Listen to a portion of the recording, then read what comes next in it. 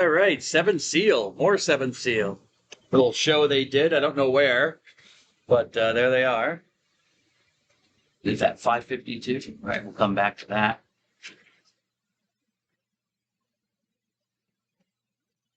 Please remember we have a quiz this week. Quiz number 2 is coming up on Friday, just to remind you, let you know. Good to see you all on this cold day. Continuing our discussion, Mr. Cruz, of Black History Month. Let's see.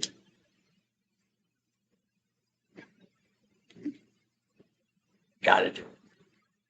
I'm going to talk about this beautiful gentleman, clearly a priest.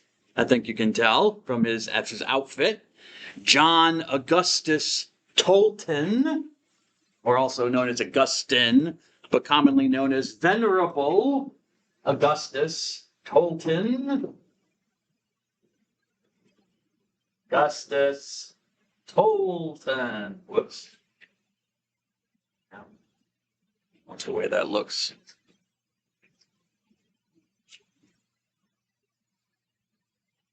Where again?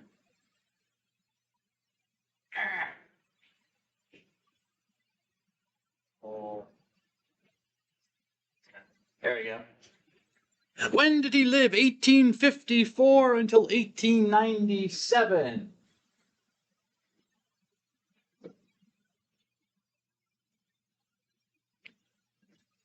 Okay. He was born in Missouri, which, as we already know from, what's her name? The servant of God, Julia Greeley, was born in Missouri too, yes? Servant of God, Julia Greeley, yes? And so it was a slave state at this time. This is before the Civil War, obviously, and the 14th Amendment. So he was born a slave. His parents were slaves. His grandparents, as far as I know, were slaves, all in Missouri. Slave master was Catholic in this case, apparently. Had them, so they were all baptized Catholics. And he was technically baptized Augustine, but he's known as Augustus. Same difference. And his claim to fame is that he is the first Catholic priest, first black man to be ordained a Catholic priest in the United States for the American Church. Were there people before him? Yes, there were some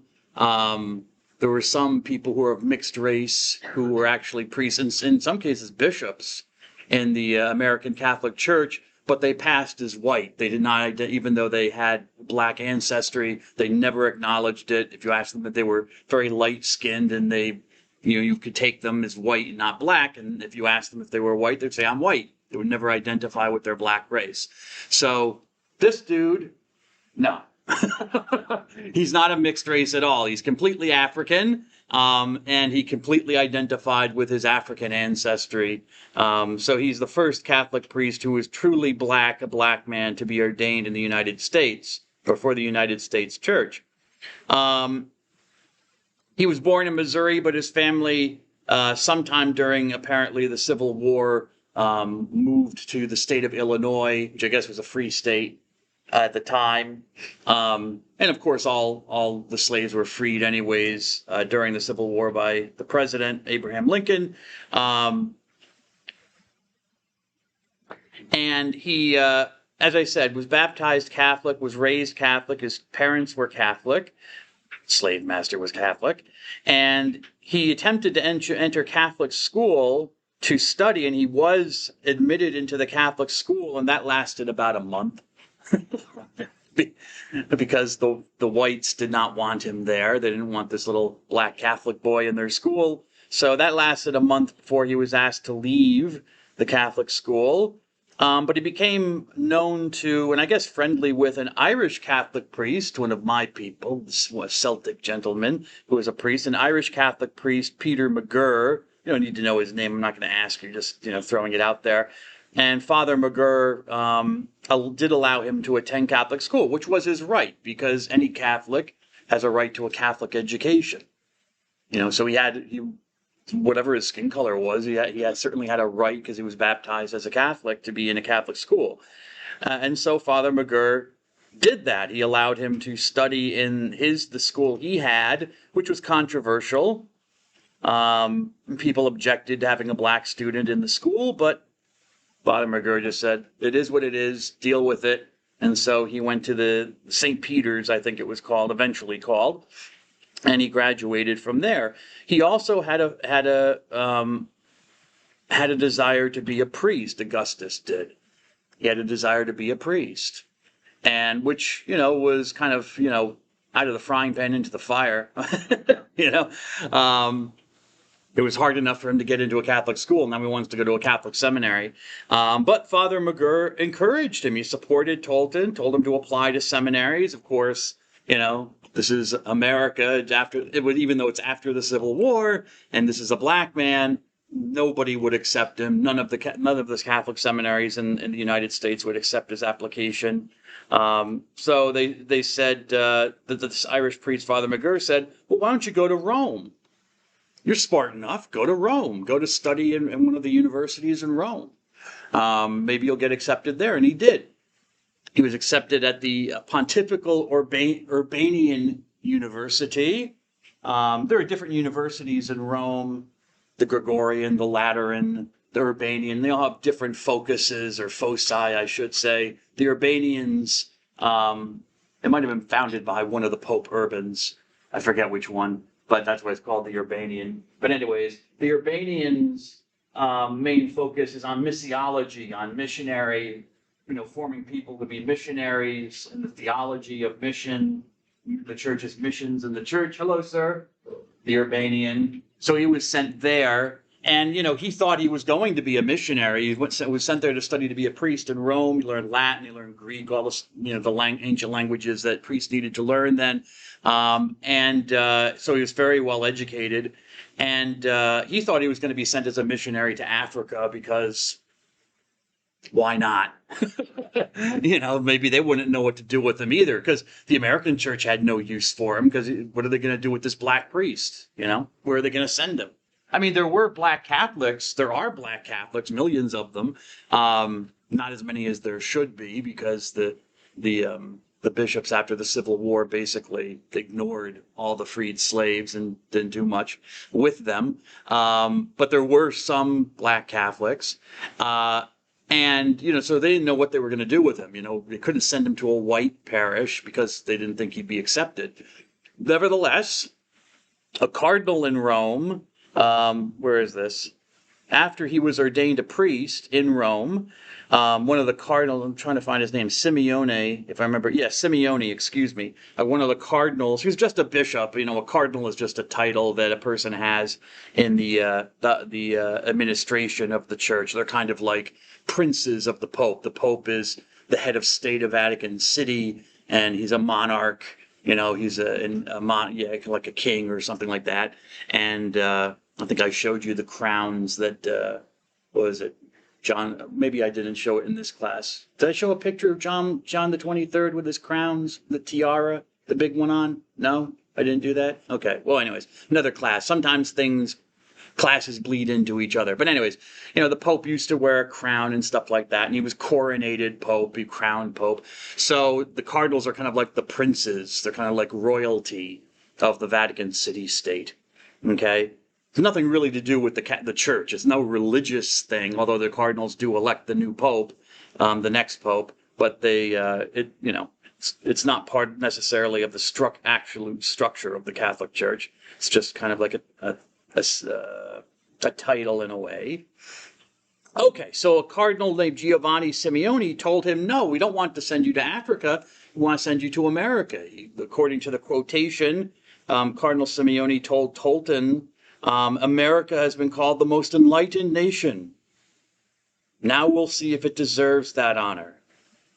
If America has never seen a black priest, it has to see one now." Okay. Did America deserve that honor? You decide. Anyways, I found this interesting in doing my little researches on Venerable Augustus, that he celebrated his first Mass in Rome, but he celebrated his first Mass in the United States, in my home state of New Jersey, in Hoboken. So that's where he celebrated his first Mass on our shores. And then he went back to Illinois to be a priest. And as I said, they didn't know what to do with him. He wasn't particularly welcomed at a lot of parishes where there were a lot of white people. White Catholics didn't want a black priest, but also black Protestant ministers didn't want a black Catholic priest hanging around either, because they were worried that it might attract converts to the Catholic Church. Maybe they saw it that way. So he was actually opposed by both races. Whites didn't want him for the obvious racist reasons, but blacks didn't want him for more bigoted reasons because he was Catholic. He wasn't Protestant. So they're worried about that. Nevertheless, eventually they decided to set up a national parish for blacks in the diocese called St. Monica's. St. Monica she's an African saint from North Africa. She's the mother of St. Augustine, which is appropriate for him. St. Augustine of Hippo. She was his mother. And so she was African. So they make that connection for the black. They did that a lot at this period of time in the early 1900s and the late 1800s. They set up more national parishes. You had, because there wasn't, you had it was an immigrant nation, and they didn't know what to do with it. The Catholic Church was unaccustomed to it, because Ireland, if you were in Ireland, just about everybody was Catholic. So whatever Catholic church you went to, it was Irish people, Irish culture, Irish language, maybe. Same with Italy or Germany, the Catholic parts of Germany or Spain. But in America, all the ethnicities were mixed up. They didn't really want to mix. So you had the Irish parish, you had the Italian parish, you had the Polish parish, the German parish, and the black parish for the blacks. So these national parishes. You don't have that very much anymore, but you used to. Okay. So he organized the parish, and he was highly respected. He was known as a good preacher, but he died a young man. He died at the age of 43. He died at the age of 43 during a heat wave in Chicago. Apparently, there's a really brutal heat wave, and apparently he died of heat and exhaustion. He was walking down the street, toppled over, and they brought him to the hospital, but there was nothing they could do. He died, apparently from heat exhaustion at a rather young age. And his death was even announced and reported on in the Chicago newspapers. That's how well known. I mean, I guess if you're only like the only black Catholic priest in the whole city, I guess that stands to reason that you'll be kind of popular. People will know who you are, But nevertheless, he had a good reputation, and his death was reported in the Chicago newspapers. So tells you something about his reputation. And finally, he was declared venerable by His Holiness Pope Francis in 2019. So here's hoping, Venerable Augustus, that you will make it all the way to sainthood. I hope so. He's one of my favorite saints. I love the guy. Can't imagine what he went through. But nevertheless, thank you, Saint Venerable Augustus. Please pray for us. Amen. Where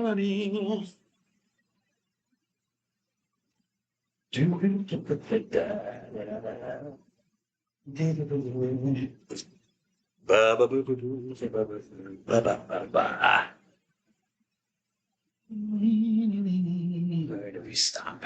There we go. There. Yes. Okay, the 12 apostles, I believe. Yeah. No, actually, here. Baptism. And then here. Yes. Thank you, Mr. Okay, so Jesus' ministry. Jesus goes out and he starts calling people to follow him. I think I told you that last time. He goes out and he calls people. And he has followers. And he goes about mainly preaching. He sees his task as preaching, teaching people. He's a teacher. But he also has a reputation as a miracle worker. He's able to heal people of diseases or disabling conditions, but also an exorcist. He casts out demons. In fact, I showed, it's the last Thursday, I showed you like the first miracle, quote unquote miracle, that Jesus does in the Gospel of Mark is he's at a synagogue and someone's possessed by an evil spirit and Jesus casts it out.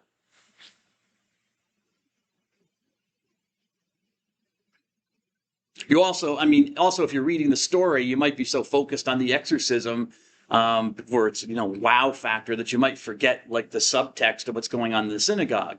And what's going on in the synagogue is people are like, who is this? Yes, they're surprised that he has the authority to cast out evil spirits, but more than that, they're saying, what's this teaching? He's teaching us things that are unusual. And Mark doesn't tell us. I wish he would. It's like, Mark, tell us. Mark doesn't tell us exactly what Jesus was teaching. He just, it's like he just wants to tell the story of the exorcism. But apparently what Jesus was saying to them was something they hadn't heard before, or I guess was a new twist on Judaism. And it surprised people. So already you have this kind of little rumble of discontent, or at least questioning, like, this guy's not the usual typical rabbi that you might expect. Okay, so exorcisms, reconciling, I said healer. Oh, miracle worker and healer, kind of, there's two sides of the same coin. Yeah, nature miracles, I guess I have in mind with miracle worker, like when Jesus, multiplies loaves of bread to feed a huge crowd of people. That's not really a healing, that's a legitimate, unusual event, extraordinary event, a miracle. And he's reconciling people. He's preaching conversion, remember? The kingdom of God is at your throat. Change your heart and believe in the good news. He has a message, but what's the point of the message? To get people to change the way Jesus wants them to be. And he gains followers. He gains male followers, but he also especially gains women followers, which is also quite unusual about Jesus. Because typically women were not students of rabbis. They didn't learn the Torah. I mean, they would know it, they would be told about it, I guess, but women did not study with rabbis or were disciples of rabbis. And yet Jesus was known, this is one of the details, which people thought was weird, that he hung around with women a lot, who he wasn't married to or even related to. Which was something you're not supposed to do if you're an unmarried man. And the people he called as his followers were not the best and the brightest. I mean, he's calling fishermen, kind of like right there with woodworkers, fishermen, tax collector, who was generally, the tax collectors were hated by most people. A zealot, so a political revolutionary, possibly a terrorist. Mm-hmm. And of course, the one dude that finally sold him out to his enemies. Jesus chose him. Yes. So he gains followers. Out of all of his followers, and I'll talk a lot of these details, I'm going to talk more about later on in other classes and focus on like in the church and stuff like that. We talk about the apostles. But out of all of his followers that he has, he specifically chooses 12 men to whom he gives special authority in his ministry, special teachings that he explains to them, special powers. And these 12 men are called the 12 apostles. The 12 apostles. They're this group of closest followers. Why 12? I mean, we don't know. It's never explained, but a lot of scholars think that this has a resonance with the 12 tribes, the 12 family clans of the man Jacob Israel that I talked about in a previous lecture. He has 12 sons, more or less. You have different lists in the Old Testament. More or less 12 sons. And from these 12 sons, they have families, okay? And from these 12 families come the people of Israel, okay? It's not just from one person. So there is a symbolic value to this number of 12, like Jesus is reconstituting the 12 tribes of Jacob, of Israel. Okay, so the 12 apostles are the men chosen to share in his ministry. To share in his ministry, that's an important point. They share in it. And he calls them apostles. Apostolos in Greek means one who is sent away, sent out. They told it. Well, did I do that? Yeah, an emissary. In my lecture that's online for the day, we had the weather the inclement weather, and I put the video up on YouTube. Okay, I mentioned apostle, and another way to translate apostle would be emissary. If you want it Latin based, one who is ex mitto, sent away, sent out. Okay, an ambassador, you might also say. So these dudes are also sent out to preach Jesus' message about the kingdom. Jesus isn't. People. I think some Christians get, I don't know. Because Jesus is the Son of God. Yes, he is. And he's the Messiah. Yes, I believe he is. But he wasn't a selfish man. He allowed people to participate in his ministry. It wasn't all about him. In fact, he didn't want that. He intentionally gave authority to other human beings to do what he was doing. It wasn't like, I'm the only one with the message about the kingdom of God. I'm the one sent to spread it. You all are just my followers. You follow along behind me. Watch what I'm doing. Few of you write down what I say so you can write the Gospels later. And come on, I'm the CEO. I'm the alpha male in the group, which Jesus is. I mean, Jesus has no self-esteem problems, as I said. Jesus knows who he is. He is the master. Nevertheless, he's not egotistical about it. He sends the apostles out to preach his message too. He gives them interesting. Doesn't say I'm asking God to give you the power. He gives them the power to work healings as well and work miracles, even to raise the dead as Jesus is doing. Also to cast out demons. And Jesus enters into controversy. Jesus. Jesus.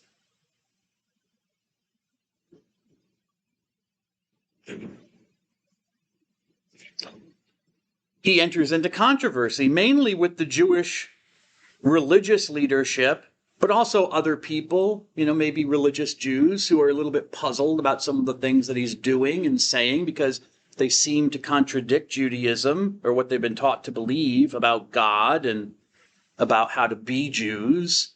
I mean, does God have children? Does God have a wife? I mean, does he have a woman, a female God that he's sleeping with and pumping out children? Not if you're a Jew. Maybe if you're a Latter-day Saint, yes, the Mormons believe that about God. God is married and we're all his literal spirit children from sexual activity with his wife. The Jews did not believe that. God, how could you be God's son? God doesn't have sex. God's not, he doesn't have a wife. So there are problems. The religious leaders accuse him, for example, of breaking. These are just several of the things that come up in the Gospel of Mark, but in the other Gospels, there are a number of problems people had with Jesus. He broke religious law, He would do, he seemed to see that he was free of the Jewish law. He could interpret it in his own way. Well, if you're a Jew, these laws, rules, whatever, came directly from God. Yes, through a man named Moses, but they still came directly from God. They are unchangeable and unchanging, even today, for Orthodox Jews and Hasidim and Haredi, and you don't change the laws, the halakha. Yet Jesus said, I'm Lord of the Sabbath. I can decide. If there's some better value, like working a healing on the Sabbath, or if you need to do something, a good work or something like that. Of course, you can do good works on the Sabbath. Jews don't believe you can. But there were people who are extreme. Can be extreme. They don't see I guess you could say they don't see the forest for the trees. They don't see the person who's in need. They just see it's the day, it's the Sabbath, and we have to follow God's law. Well, but what about this person in need? Do you not help them? Which might seem obvious to us, but it not always obvious to people who want to make sure, and they're sincere. They're trying to follow the rules because God matters to them. I understand what's going on. And so Jesus puzzled them. Like Jesus seems to be reinterpreting laws that come from God, even disregarding laws like the kosher laws. Jesus says, you can eat whatever you want. That doesn't make you unclean. No, at least that's how people interpreted him. So he seems to be breaking religious law. Well, what's his authority to do that if he's just a man? And his moral behavior is scandalous. People don't like the people that Jesus associates with. He associates, as I said, with outcasts, prostitutes, tax collectors, pagans, non-Jews. And he even eats with them, which is really, a question of purity, because, you have to touch the same food that these other people are touching, which can make you ritually impure if they're impure, if they're sinners. A little sideline, though. Just because Jesus hung out with these people didn't mean that he accepted their behavior. Remember what his message is. The kingdom of God is here. Change your life and believe. He wasn't like, okay, you're a prostitute. That's fine. I'm okay with that. Oh, wait, you got a customer? Go ahead. God bless you. No. He was always like, go and sin no more. Conversion. He was all big about changing your life. But how do but a doctor has to be in a hospital, right? I mean, he has to be around sick people. And that's how Jesus defined himself. He said, I'm like a doctor. I go where the sick people are. To make them well, Mr. Urban. Not to let them wallow in their sickness and die in their sickness. So, people misunderstood that. They thought Jesus was like scandalous. He shouldn't be hanging out. He's hanging out with the wrong sorts of people. He's eating and drinking with them. So Jesus must be a drunk. Or he's a glutton. He stuffs himself. He likes to party. He's a party animal. He's a friend of sinners and the unclean. How do you explain this? If this guy's supposed to be the Messiah or a prophet or some kind of rabbi, well, maybe Jesus is crazy. Maybe Jesus just has lost his mind. He's just a weird dude, okay? He's crazy. And some people thought that. If you read the Gospel of Mark, if you've read it, right, Miss Hinkle? God bless you, Miss Hinkle. Good to see you, Miss Hinkle. Still no smile. Oh, there's a smile. I got you. I got you, Miss Hinkle. All right. But remember, if you read the Gospel of Mark, don't some people show up and they want to take Jesus away because they say he's out of his mind? Doesn't that happen in the Gospel of Mark? Does anyone remember? Oh, Miss Patton, you keeping me home. Yes. Does anyone remember? Does anyone remember who it was who came to take Jesus away because they thought he was cuckoo? Huh? The Romans? No, that too. No, I think that's Okay. All right. I think I'm following you, but I'm not there yet. Okay. Yeah, I'm just totally sure that's why. You're actually, wait a second. Are you trying actually to look it up? Why I can't do that? He still doesn't get it. It's like February. Hasn't learned anything from me, but you're not here to learn. You're not. Well, I'll cut to the chase because I want to, because I got a lot. His family, his mother, Mary. Oh, there she is. His mother and his brothers show up to take him away. They think he's nuts. He's not acting normal. Other people just think he's a bad man. Now, this is interesting because most of the time, if you ask people whether they believe in Jesus or not, is Jesus a good guy? I think a lot of people, if you took a poll, would be like, oh yeah, Jesus was a nice guy. He was a righteous man, too bad he got killed, but, No. If you read the Gospels, they tell us honestly, all of them admit this, that there were groups that did not like Jesus. They actually thought he was a bad man. Not just a bad Jew, but a bad man. He was an agent of Satan. He was leading people away from the proper following of Judaism. But he can work miracles. He can do some. Yeah, because the devil, it's magic. It's like black magic. Yeah. They couldn't deny that Jesus was a miracle worker, but they had to explain it. Then Jesus is a blasphemer. And what's a blasphemer? One who shows disrespect to God.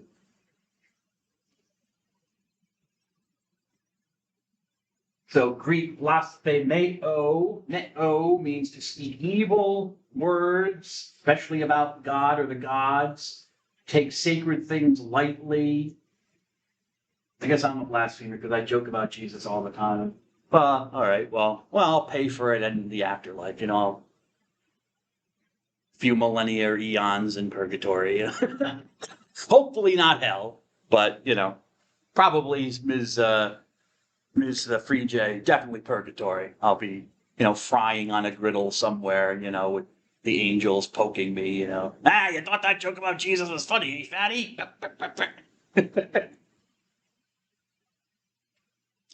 I hope it's all right. We're friends, I hope he doesn't mind.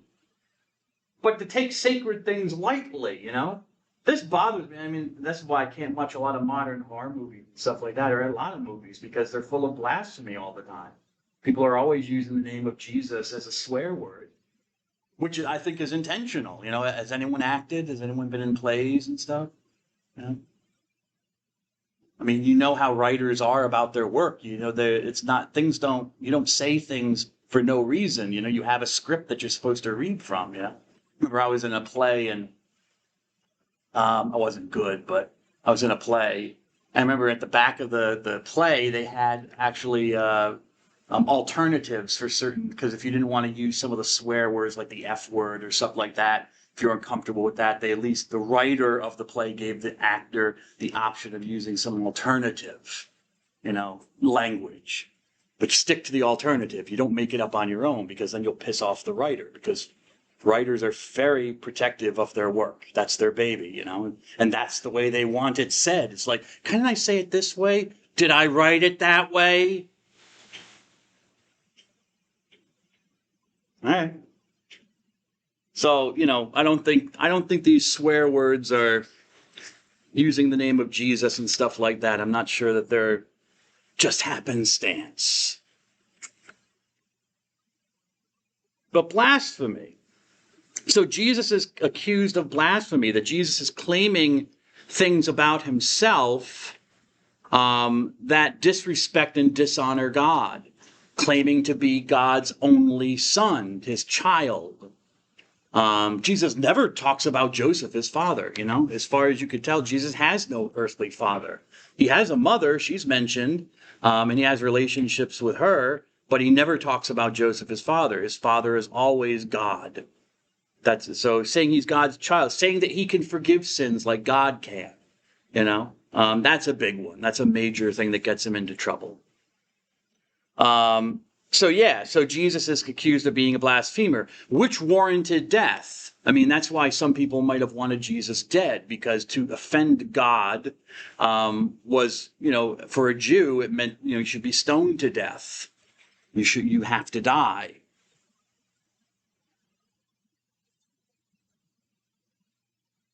For Jesus's part, Jesus accuses his opponents of being hypocrites.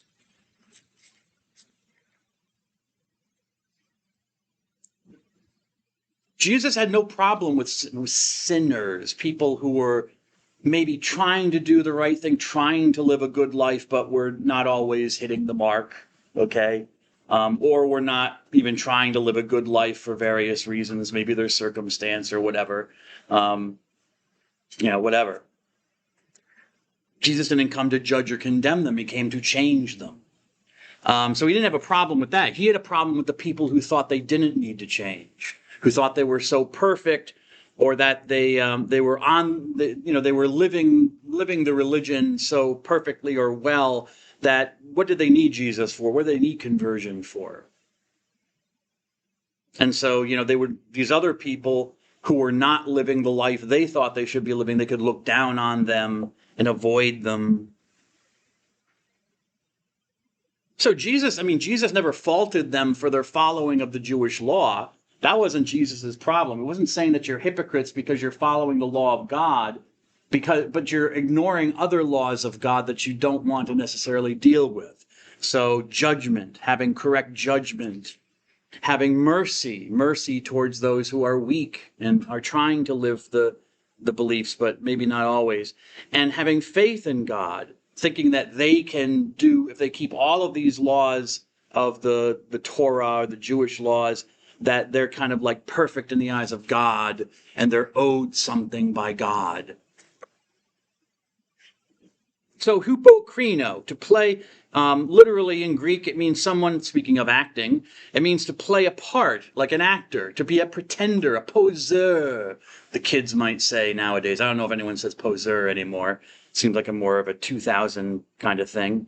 But hupokrino, to pretend, to play a part. So they're pretending to be righteous people, but when you look beneath, this guy pretends and talks about Jesus all the time, but if you search his internet searches, he's on Pornhub a lot. You know what I'm saying?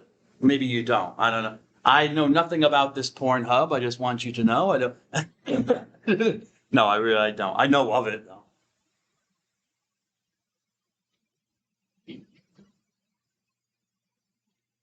And it's really awful when it's a minister who gets caught, or a priest or somebody. People they grasp their pearls and they're like, some, of course, when I'm doing it or Catholics are doing it, I'm relaxing. I've got my things. Oh, okay. Aren't you a Christian? Shouldn't you also know better? Yeah, I'm not a priest. Hypocrites. Jesus did not have a lot of time for hypocrites. People who pretended to be faithful Jews or faithful followers of his, but were just posing for him. Why do you call me Lord, Lord, and not do what I tell you to do? Remember when we read that from the parable of the foundation of the house? There's another place where Jesus is talking to his followers, and he says, some of you will say to me, at the end times when there's the judgment, but Lord, you preached in our streets. You healed our people. Doesn't that mean something? And Jesus says, I will say to you on that day, I never knew you.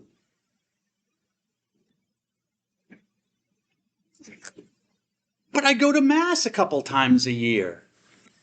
I have my kids baptized. I'll get them confirmed, Won't go to church until then, but I'm a good person, right, Jesus? Jesus comes back and be all right. I never knew you. Get away from me, evildoer. That's not usually the Jesus we hear preached on Sundays, right?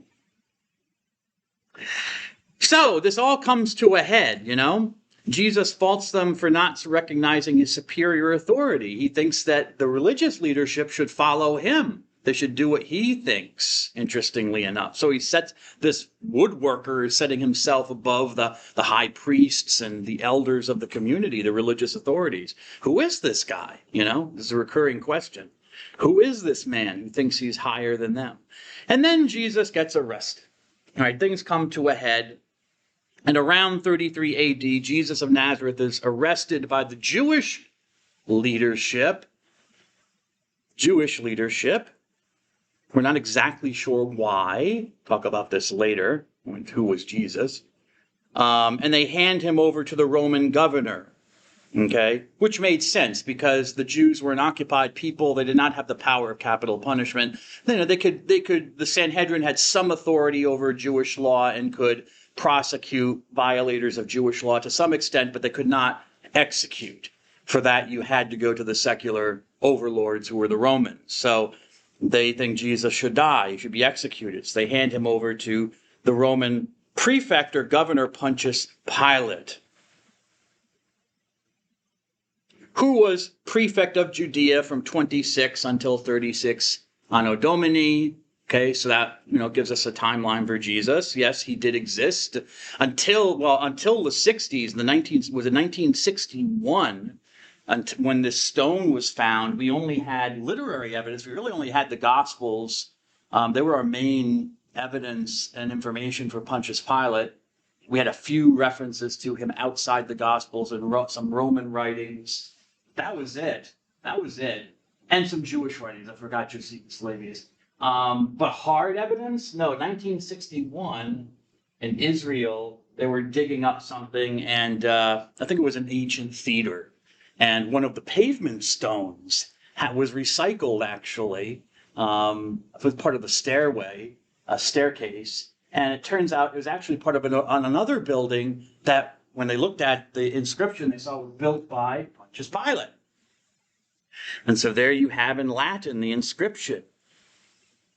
Dis Augustis Tiberiaeum Pontius Pilatus Praefectus Judaeae fecit dedicavit. Okay, so you can clearly make out his name. Whatever else it says, his name is there. So we have hard evidence that he existed. What does it mean? Does anyone want to read what it means? Anyone want to read it? Mr. Bellamy, why don't you read what the Pontius Pilate inscription says? Please.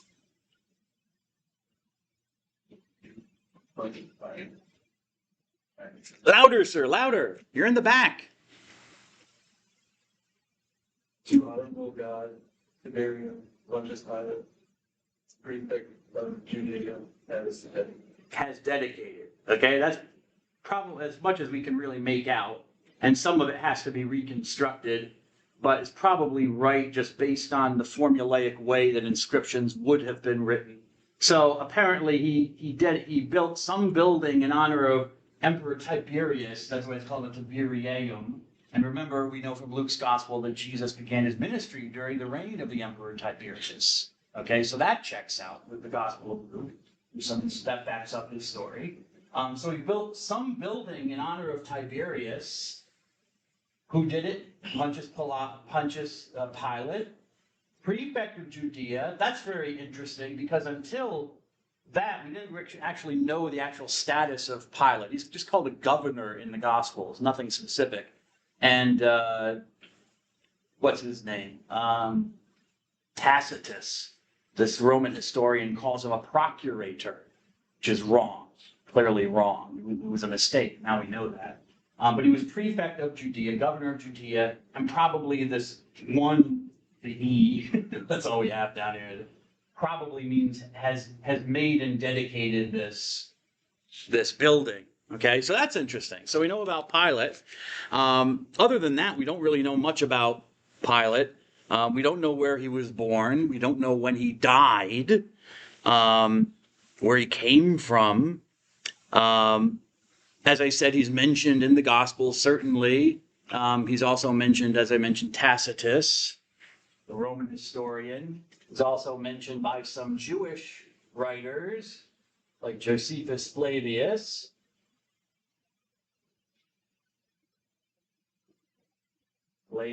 Who actually lived in Palestine, so he knew the area, and another man, Philo, who lived in Egypt, but he mentions Pilate. And Pilate, from their estimate, remember, they're Jews, so they don't like the Romans, but take it for what it's worth, they did not like Pilate. They didn't think he was a very nice guy. They thought that he liked to antagonize the local Jewish population, especially their religious beliefs. He would do things that would offend their beliefs, and you'd have riots and uprisings and stuff like that. So he wasn't apparently well-liked amongst the Jews. So that's pretty much all we know about him, really, historically. Jesus is brought before this man Pilate, and we'll skip over this.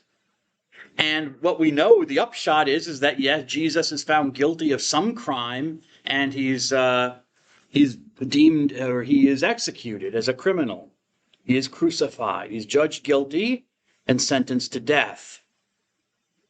And crucifixion, I mean, it's part of the story of Christianity, but there's really nothing unusual about the way Jesus died. That was perfectly normal.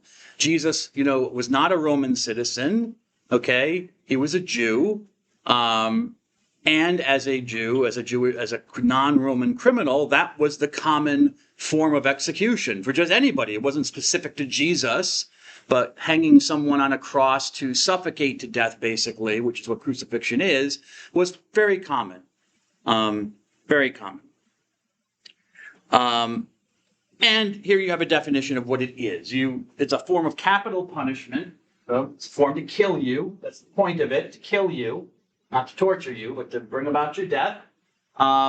Usually it's a punishment, for some crime, where a person is affixed to a beam that is suspended from a pole in the ground. So there's a pole in the ground, and then they have a beam that they're hung from. They're suspended from a beam that is affixed to a stake that has been placed in the ground. So it makes a cross.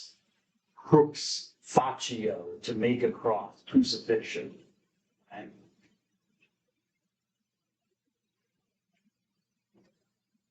The Romans were nothing if not efficient. There was no reason to have, especially if you're crucifying a lot of people, which the Romans did. The stakes were already in the ground. They weren't going to uproot the stake and constantly have people carrying it back. They would just keep the stakes in the ground, and the criminal would carry the patibulum, or this part of the cross, to the place of execution, and would be hoisted up, nailed to it or tied to it, and then hoisted up onto the stake.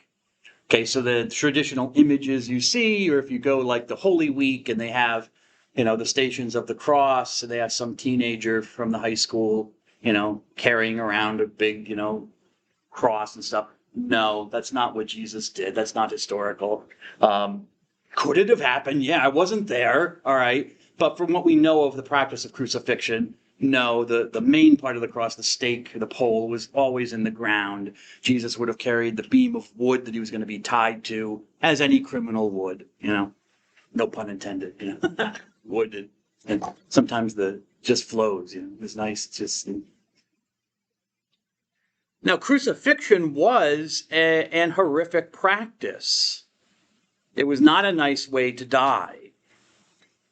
And it was only reserved, as I said, for criminals, people who are being punished usually for a crime, so people who are outlaws, and the lowest of the low, hence non-Romans. Roman citizens could not be crucified. That's how horrible it was. It was considered such a horrible way to die, so shameful that Roman citizens could not be crucified.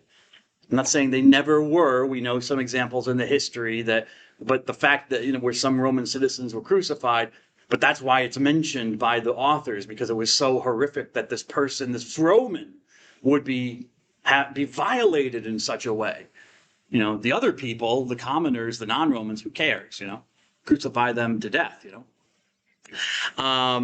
But yeah, if you were Roman, the way you were killed was by having your head chopped off. That was considered humane, short, quick, maybe painless, but certainly not as painful and long as a crucifixion. So that was considered a mercy, to having your head cut off. And as I mentioned already, it was a shameful, humiliating death. You're tied or nailed or both to the beam of the cross of the pole. So you're on, and you're hoisted up, so you're on public display, so everyone can see you, okay? See, they'll put the charge over your head. This is Shlomo, a thief, okay? Called the title. You see it here traditionally on the traditional form of the crucifixion. Crosses, a little piece of parchment or paper. Yeah, that would have been above Jesus's head, which, again, nothing unusual about that. Any criminal typically would have the charge. It was Roman practice to keep the charge above the person, not just for legality, to show, the crime was committed, but also scary. You know what I'm saying? It's like Shlomo, a thief. So this is what happens to you when you take other people's stuff without their permission. Is to crucify. You crucify. Okay? So don't do it. So yeah, the title, as it's called, the titulus, or the title above the head of the criminal.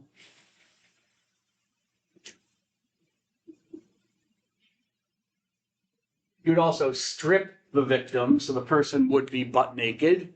not wearing a nice little loincloth that we Christians very nicely and, piously put over Jesus's private parts. No.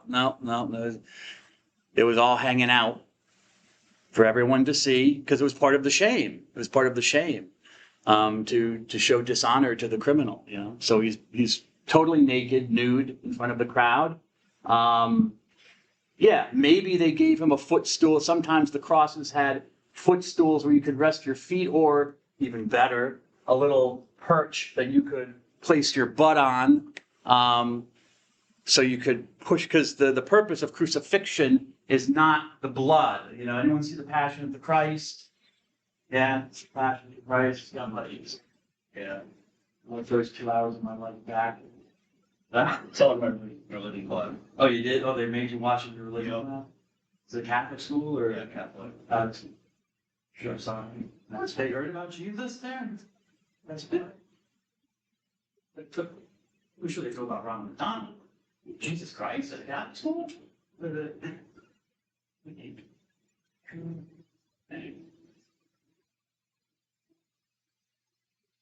Yeah, anyways, I saw Passion of the Christ once. I didn't like it very much. To me, if you liked it, that's great. That's fine. Whatever. I just thought it was too much of an action film. It was too much like, Mel Gibson doing Jesus using the weapon. But, if you watch the movie, by the end of the movie, Jesus is all bloody from head to toe, beaten. He's got this huge, eye, his swollen eyes, and where he got punched in the face. And even when they whip him, they rip open his ribs, don't they? Who could survive that? I mean, this is 2,000 years ago. They're not going to haul him off to the hospital and stitch him. I mean, it's like, if you got your, say it, don't spray it back, stand over. If I got my ribs ripped open, I don't know. That just doesn't seem normal to me. Anyway. But I understand the point Gibson, as a director, is trying to make, I think, that Jesus was brutalized for the sins of the world. He was, beaten and whipped and cut and then nailed. Okay. Okay, fine. I think there was symbolic value. But really, blood was not the thing in crucifixion. I mean, it wasn't. I know blood is sexy for movies, but really, crucifixion is, as I said, you're tied. Maybe you're nailed. Jesus apparently was nailed, which tells us something about the seriousness of the crime, though, and how, because the Romans Jesus was doing something that was serious enough that the Romans respected him enough to add pain, not just tie him, but nail him. Because they didn't have to nail him. The result is the same. It's asphyxiation. It's suffocation. You're pushing, you're hanging, hanging like this, and eventually, you're pushing yourself up, but eventually your muscles become so exhausted that they just can't push the body up for the diaphragm to fill with air anymore. And you slump down eventually because you just can't push yourself up anymore, and you slowly suffocate. And it takes a long time. It can take days, weeks, okay? We know from stories of crucifixion in the ancient world that people could be on the cross for a long, long time. It was meant to make you suffer. The fact that they also nailed Jesus is like, telling you that there was something serious about what Jesus did. He wasn't just a regular thief or, what you might call murderer or something like that. He did something really bad that the Romans wanted to make an example of him for. And if they did give you a perch to perch on, that wasn't an act of mercy. That was to keep you, on the cross even longer.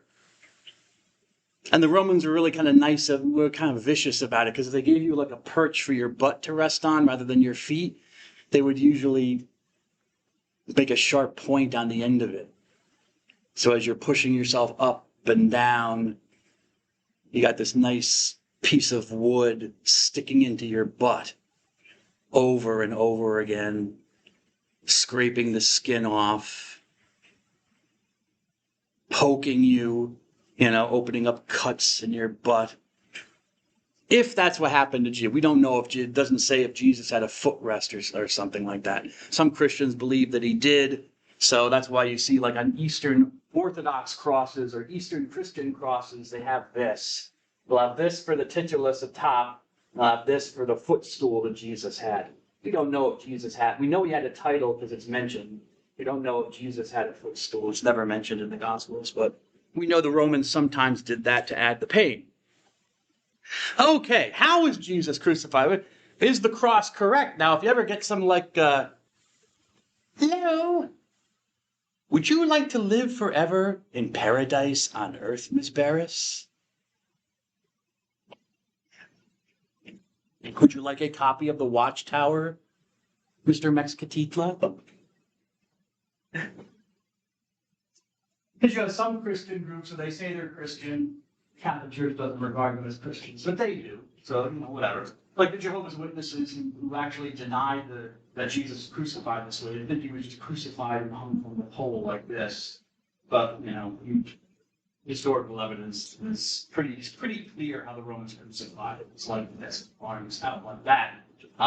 They didn't just attach you to a pole. And you didn't carry the pole to the place of crucifixion. The Gospels all tell us that Jesus carried something to the crucifixion. But we also have evidence. We have this, the Alexamenos graffito, dated around 200 AD. Write down when it was discovered. Let's see here. I did not. All right, whatever. Oh, I wish that. Yeah, I don't like that. Anyways.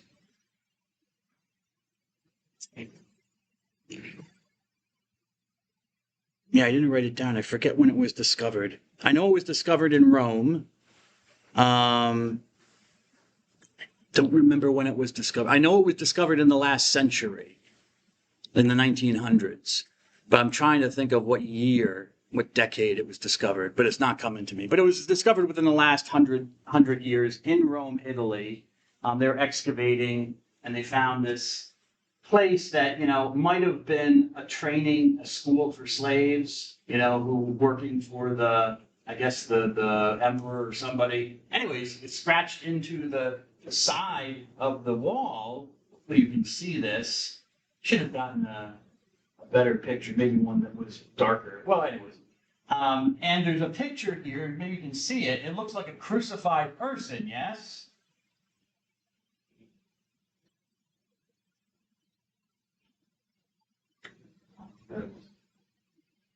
It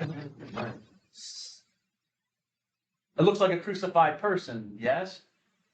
Person? Person. Like the hamlet. Oh! Yeah. But it doesn't have a man's head. It doesn't have a human head. Ooh, that's interesting. A human body, apparently. But the head could be a donkey, horse. Some people say dog, but that doesn't look like a stereotypical dog to me. But then, arts... Seems like a donkey. Donkey, yeah, it looks to me like a horse or a donkey or something like that. But certainly an animal head, not a human head. So a person suspended on what looks to be a cross, crucified, humanoid, with a non-human head. There's another person over here standing. It looks like a person. This hand raised like this. Okay? I'm sure you heard the controversy about Elon Musk, right? Did anyone hear about that? You see, what's the controversy a few weeks ago, Mr. Root? Oh, that he was Hitler at the speech. He was doing this. He was doing the Heil Hitler. Yeah. Anyways. Again, things are in the eye of the beholder a lot of times. This is not a racist symbol. It becomes a racist symbol for the Nazis, but they did not invent it. Or I guess you should do it with the right hand.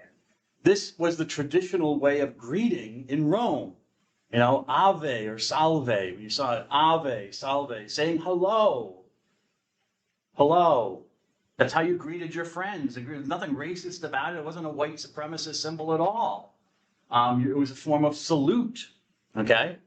The Nazis and Hitler took that because they were establishing, they thought they were reestablishing the Reich, empire, the kingdom. Okay? And so that's what Heil Hitler means. It means hello Hitler. That's what they're all doing. So now, because of that association, it's an association of racism and white supremacy and all that, and no association back then. Because look, here's the dude doing it.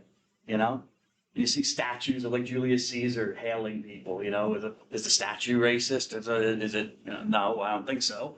I don't think Julius Caesar. He might have been a racist. You know, but we used to do that here in the United States. Americans used to do this. When? Does anyone know? The Wombles door.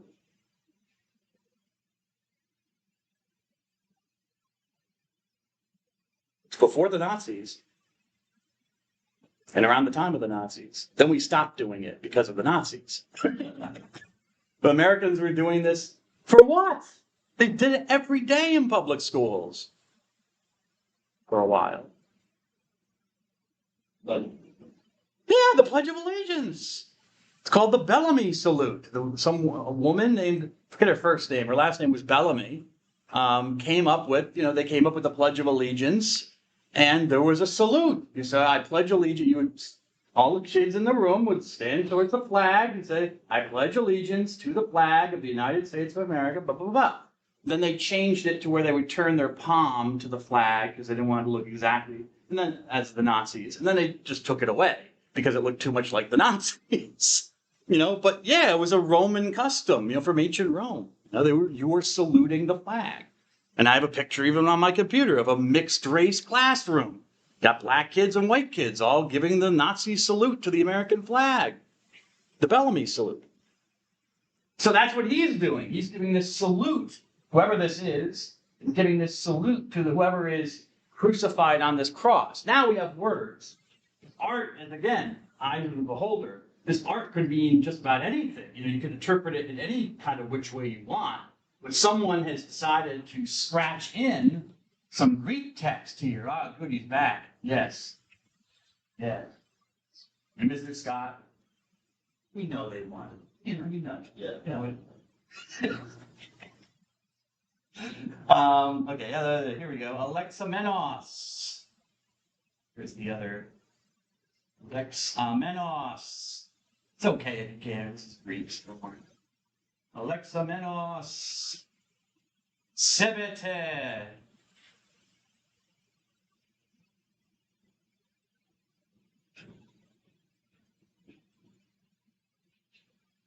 Thebon.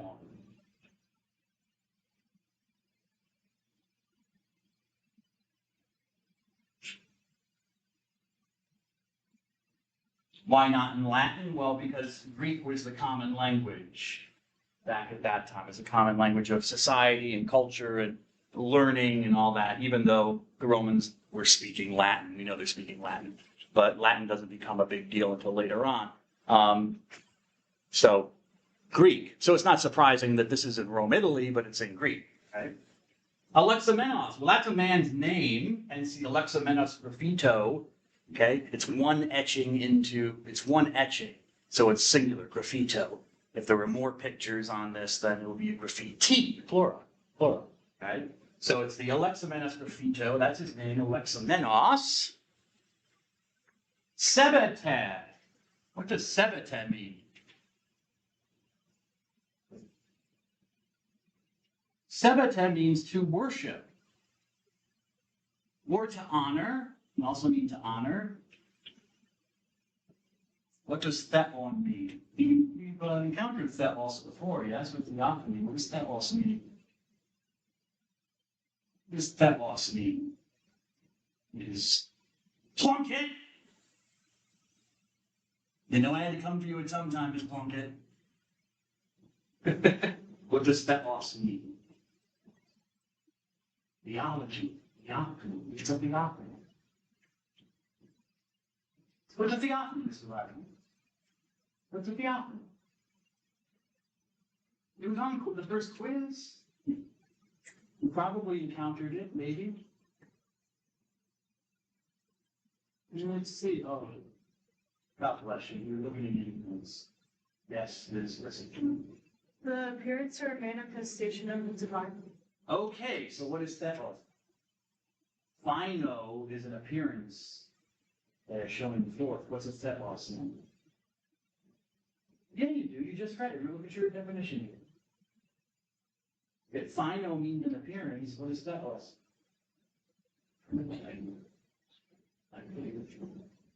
Yeah, divine being. Or another word for a divine being.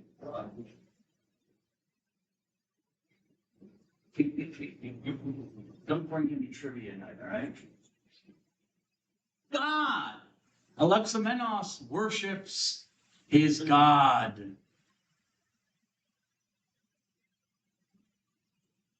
So is this a picture of Alexamenos, maybe, making fun of him, worshiping some crucified figure, whom he believes apparently is God? Interesting. Now, there are some scholars who debate this is a Christian, maybe a Christian image or something like that, or maybe this is an image of Christ or Jesus. They say it means something else. Maybe the symbol means something else. Problem is that in all the theories that I've read, not one of them can seem to account for what religion has a crucified God. It doesn't like some the devil having that. Well, yeah, the devil has like a goat's head with Yeah. horns. And that's from pagan religion, really. There are images of gods that have, goat's heads and have big horns, or they could have ox heads, horns. Yeah, horns are a sign of power. Yeah, they're a sign of power.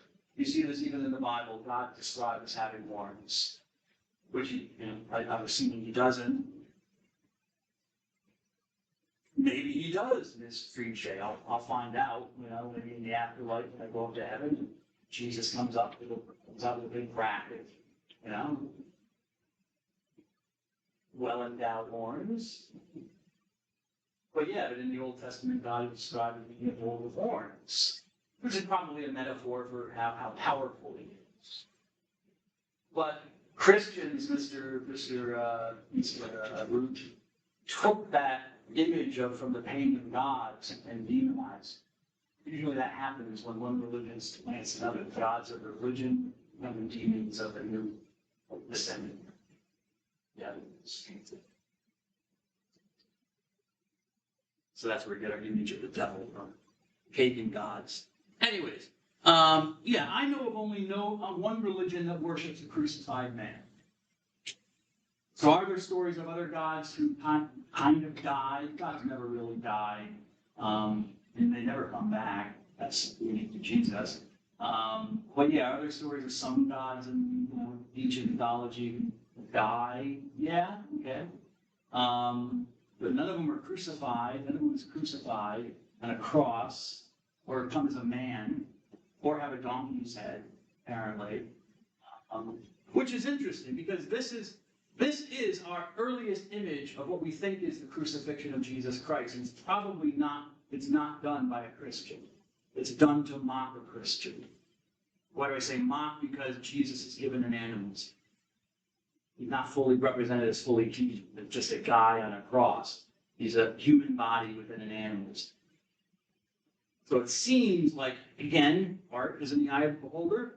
It seems to me like it's making fun of Alexamenos, who's, look at a stupid guy worshiping the crucified guy, the criminal. Interesting. But the Alexamenos graffito is our earliest representation of probably the crucifixion of Jesus Christ, probably not done by a Christian. So I love history because you can't make this stuff up. But even if it's not, even if I were to find out it's probably not Jesus, it still is one of the few images we have of how the Romans crucified. So at least it confirms against my Jehovah's Witness brothers and sisters, or friends, I should say, that the Romans were typically crucifying like this, not on the pole itself. Okay? Not that I don't know why it matters. It matters for them, but. Oops, move on. Oh, that's interesting. Am I going to talk about that? Maybe I'll talk about that next time. But the story doesn't end there. I'll come back to this in the next class. I want to talk about why was Jesus crucified, and we will talk. We're done? We thought we still have 5 more minutes. I guess we've decided we're finished. Okay, well, I'm not. If the story ended with the crucifixion, I'm not sure, you might have had like a little sect of Jews within Judaism who still venerated this holy rabbi named Jesus from Nazareth. I'm not sure you would have gotten a world religion. Okay? Because there's nothing, it's a tragic ending. If Jesus is just crucified and he's buried, what's the good news? What message would Christians be bringing out to the world? That the Messiah was a failure? The Messiah, actually was not stronger than the enemies of Israel. The Romans killed him, and now he's rotting in a grave somewhere. Hallelujah! Come join us.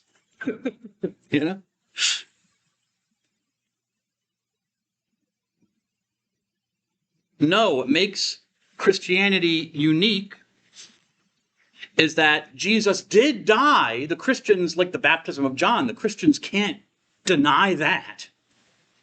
And that was not a good thing. That was not an argument in favor of Jesus. Like, as we could see from the Alexamenos description. For ancient Romans and Greeks, this was, and for other cultures as well, when missionaries went out, this was incomprehensible to them. If Jesus is an agent of God, if he's God's son, or whether he's a prophet or whatever, God would send him to just let him be abused and then killed? And would do nothing about it, would not intervene in any way? Well, yeah, God let him die. But that's not the end of the story. This is what is the secret sauce of Christianity. And maybe I'll talk more deeply about this also on Thursday, but I want to get to it because it completes the story. The resurrection, the empty tomb. The empty tomb, the fact that his followers went back to anoint his body, a dead body. They were expecting a dead body. People were not proclaiming a risen Jesus. They were expecting to anoint the dead body of their master. And they found that the tomb that they had laid him in was empty. Which could mean a lot of things. It doesn't necessarily jump to your mind that Jesus rose up and walked out of the tomb and came back from the dead. And it certainly didn't jump into the minds of early Christians, because that's not how they thought. People didn't typically come back from the dead. But then they start seeing Jesus. Some members of the community start saying they've seen him physically alive again, not a vision. They're not claiming they knew about hallucinations. They weren't dumbos. They knew people can see stuff that wasn't really there. They knew about ghosts. They knew about spirits. Okay? So it wasn't like, oh, it's a ghost. We're misinterpreting a ghost. It's just a spiritual reality, It wasn't a vision like we saw Jesus. He's alive in heaven with God now. He's at peace, No, they were making the ultimate extraordinary claim that, no, I actually touched him. He was physically alive again. He wasn't dead. The resurrection, the standing up or the rising up, resurgo means to be lifted up again or to rise again. So the name for the Christian belief, or proclamation, I should say, that Jesus of Nazareth was raised back, I should say bodily, to life by God, because they weren't... it's a spiritual event, yes, and supernatural, because God is involved, which makes it unusual, because God is unusual to us. Not unusual to himself, but to us, God is very unusual. He's weird, does weird stuff. But it was a physical, historical event. It wasn't just some religious event like an intuition that there's no dead body here, so Jesus must have been raised. It's more than that. Oh, okay. And I'll come back to this on Thursday. God bless you all, and some other things. So God bless you all. I will see you then. Have a good day. Well, what am I going to mark? Have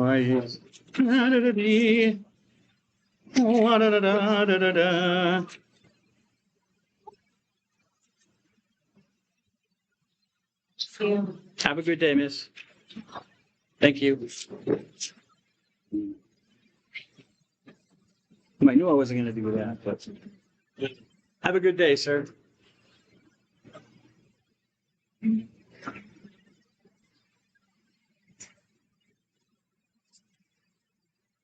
Alrighty.